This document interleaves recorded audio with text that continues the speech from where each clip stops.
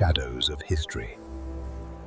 Beneath the surface of Southeast Asia, there are structures that most people will never see. Hidden under dense jungle, buried beneath cities, or sealed by time, these underground spaces are remnants of a war that reshaped the region. During World War II, the Japanese military built extensive defensive systems across occupied territories. These included bunkers, tunnels, storage facilities, and command posts, many designed to remain hidden. Some of these structures have been documented, others have been discovered accidentally. But a key question remains: were these isolated constructions or part of something larger? Because when you look at the pattern of discoveries across different countries, a possibility begins to emerge. Not a single bunker, but a network, one that was never fully mapped and possibly never fully understood. During World War II, Southeast Asia became a critical strategic region for Imperial Japan. The objective was not only territorial control, but also access to resources, oil, rubber, and key shipping routes.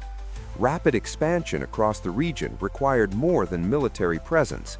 It required infrastructure. Supply lines had to be secured, defensive positions had to be established, and command structures needed to operate across vast distances. This is where underground construction became relevant.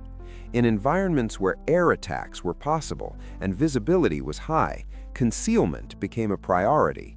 Surface structures were vulnerable. Underground systems offered protection, stability, and secrecy.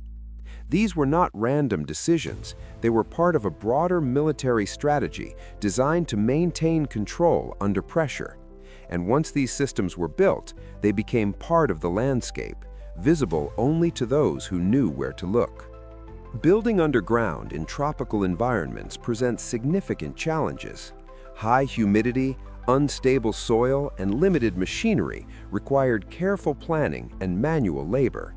Despite these constraints, Japanese military engineers constructed durable underground facilities designed for both defense and concealment. These bunkers were not simple shelters. Many included interconnected tunnels, ventilation systems, storage areas, and communication points. Some were positioned strategically near coastlines, others near supply routes or elevated terrain. Their purpose varied: defense, coordination, logistics, but their design followed a common principle: remain hidden while maintaining operational capability. What makes these structures significant is not just their existence, but their distribution. Similar construction methods have been identified across multiple locations in Southeast Asia. And when similar designs appear across distant regions, it raises a question: were these independent constructions or part of a coordinated system? The placement of underground bunkers was not arbitrary. Each location served a specific strategic purpose. Coastal areas were fortified to defend against incoming naval forces. Elevated terrain provided vantage points for surveillance and communication. Inland positions were used to protect supply routes and maintain operational continuity. When these locations are analyzed collectively, a pattern begins to emerge. They are positioned along key logistical pathways, ports, transport corridors, and areas of military significance. This suggests a coordinated approach to defense and control. However, coordination does not necessarily imply a continuous network. It indicates planning. It shows that these structures were part of a broader military thinking, and that system prioritized concealment, redundancy, and strategic positioning. Understanding where these bunkers were built is critical, because location often reveals intent. Decades after the war ended, physical evidence of these structures still exists. Across Southeast Asia, remnants of Japanese bunkers have been discovered in forests, near coastlines, and even beneath developed areas. Some are well documented, others are found accidentally during construction, exploration, or environmental changes. These sites vary in size and complexity. Some are small, isolated shelters. Others contain multiple chambers and interconnected tunnels. What they share is a consistent design philosophy: durability, concealment, and strategic positioning. However, documentation is uneven. Not every site has been mapped, not every structure has been studied, and in many cases, local knowledge exists without formal records. This creates a fragmented understanding of what was built. Each discovery adds a piece to the puzzle, but the full picture remains incomplete.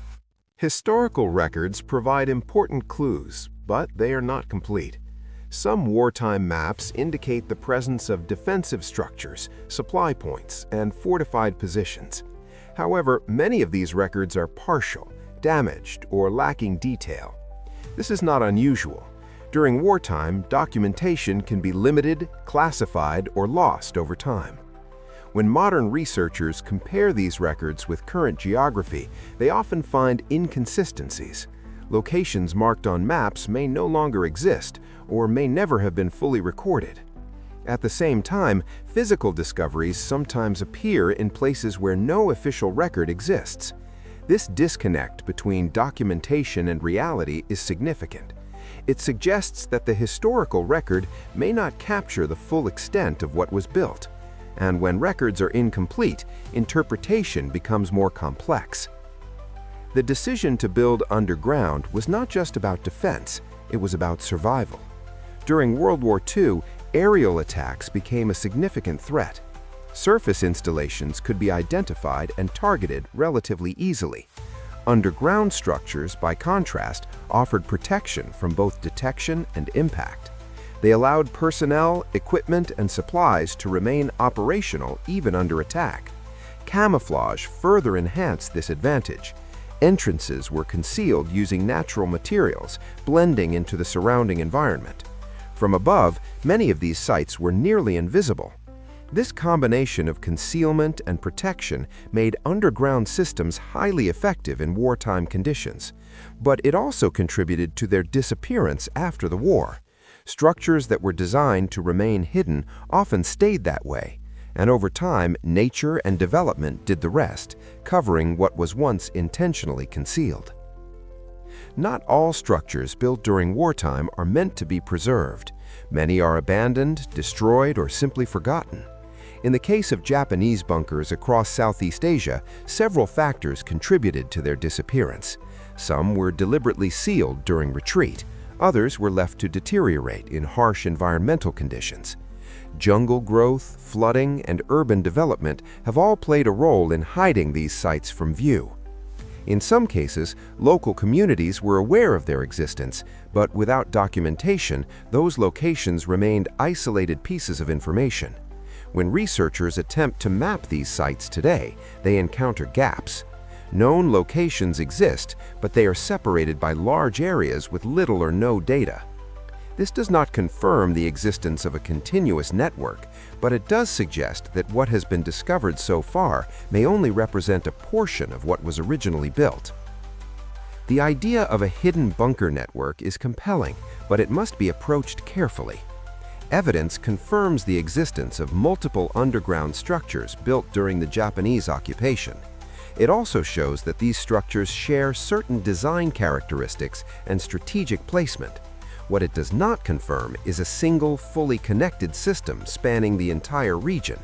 However, the absence of complete records leaves room for possibility. Military operations often involve classified or partially documented infrastructure, and over time, records can be lost, incomplete, or fragmented.